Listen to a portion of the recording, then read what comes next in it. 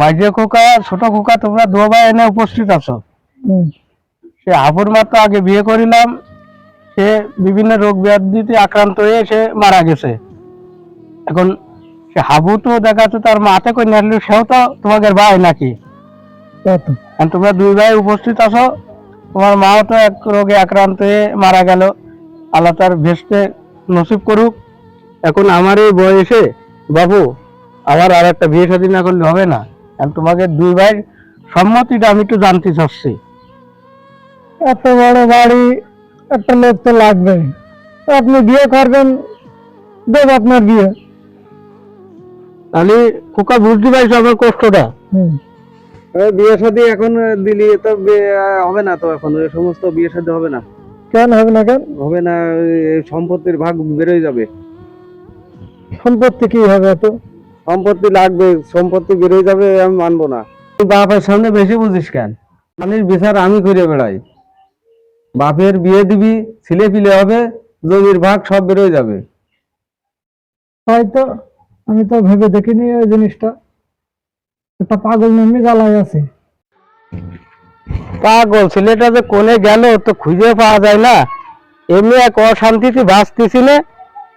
আর ওর মা গেল মরে, আর ওর পাশে সে খুঁজতে খুঁজে আমার সে বেলা শেষ হয়ে যায়। হ্যাঁ, সকালে ভাত পানি খাইছ কিনা পাগল ছেলেটা তো কবে কিনা যাই খুঁজে আসি যে কোন জায়গায় আছো।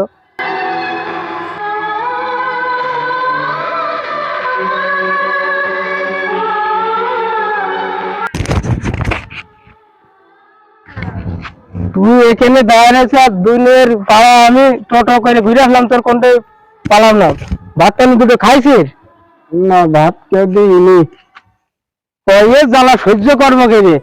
সমুদ্রে মরলে মরলে এদের পাগলের সাথে নিয়ে মরতো, তাহলে আমার দানটা একটু আসান পাইতো। বেলা গেলে ভাত না খাই তুই এনে সোনালি বেড়ি তেজ মেরে বেড়াচ্ছিস। তোর মাটা গেলে মেরে সাথে যদি তোর এনে চললে তো আমি একটু বাঁচতাম।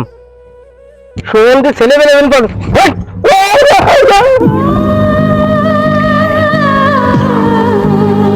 সুমন্দির জন্য আর পারা গেল না, ওর মাটা দূরে চলে গেল। আর ওই পাগলের থেকে তো আমার জ্বালানোর জন্য। হ্যাঁ, বুড়ো বয়সে মনে করলাম যে একটা বিয়ে শাদী করে নিজের দেহে একটু শান্তি নিয়ে আসবো। ওই যে দুটো হিটলার ছেলে আছে না, ছাপাই জীবনে সম্পত্তি ছাপাই জীবনে বেঁচে কি নিয়ে ভয় করছে আমি দেখবা না, বুঝলি?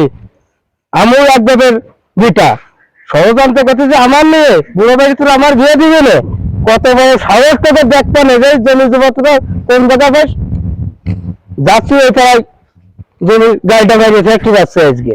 হ্যাঁ,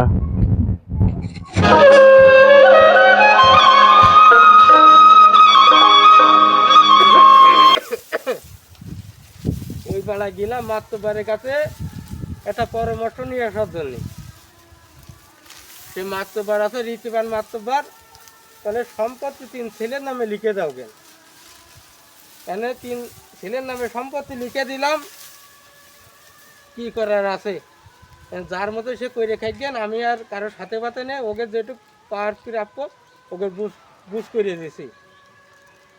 এরপরে আমার বাগে যেটুক আছে সেটুক বেঁচে কিনে নিয়ে আবার দোসরায় কাজ করবো যে ওরা কীভাবে ঠেকায়। সম্পত্তি নিয়ে বড়াই করছিল, ওদের টুক ওকে বুঝে দেওয়া হয়ে গেছে। হ্যাঁ, তোরা যা পারবি তা করে বেড়াই কেন? হ্যাঁ, আমি আর তোদের সাথে নেই। হ্যাঁ, এই বুড়ো বয়সে আমার বুদ্ধিতে আমার চলতেই হবে। সে পাগলটা খুঁজে আসি, জমির গায়ে মেরে একদিকে লিখে নিতে হবে সব।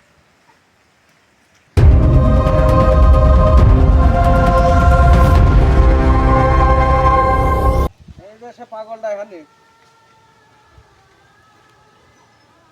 ভাই, ভাই,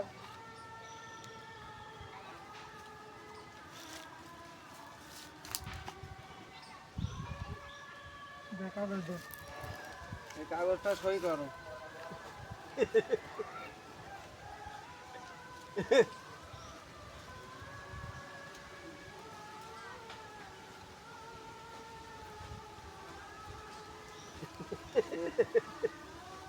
সই কর নাই গুলি করে দেবো।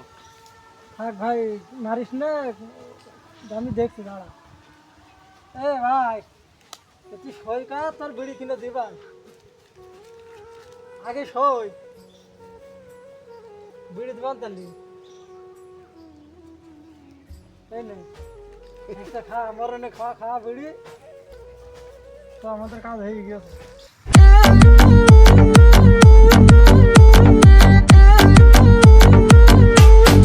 হাবু তোরে হাতে কালি কেন ওই জমি লিখে আছে